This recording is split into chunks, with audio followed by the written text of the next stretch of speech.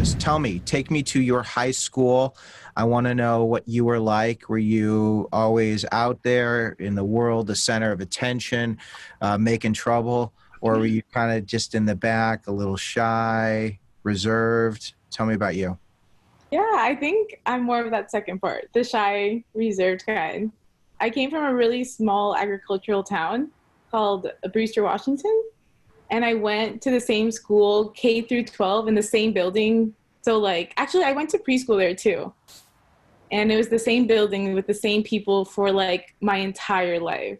But yeah, so I was like mostly shy, just went to school, hung out with the same people that I've always been hanging out with, and then just went back home. And then just outdoors, I would just do stuff because there was literally nothing to do. The closest grocery store, like a Walmart, was like an hour away, kind of.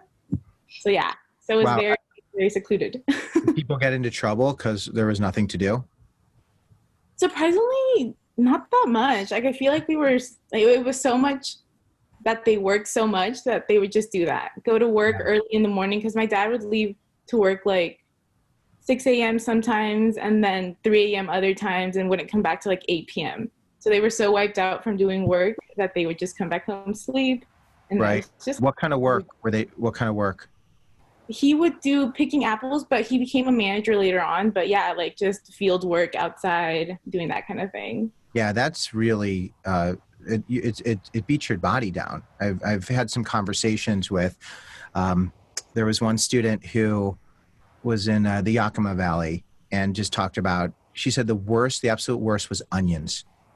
I don't know if you did onions. She said she was like 13 years old, and the bag of onions weighed more than her, and had to like somehow manage to do that. Did you ever work out in the fields as well? I did occasionally work in cherry picking.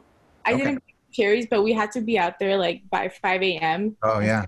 and picking the cherries that were bad and stuff. But Right. not, She was saying that it gets so hot, like the heat can be so intense that it just really wears you down. So you start, so early in the morning, and then the apple picking, just how dangerous it can be.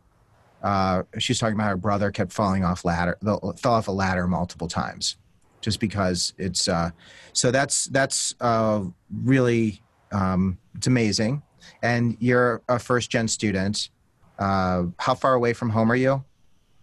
like 5 hours.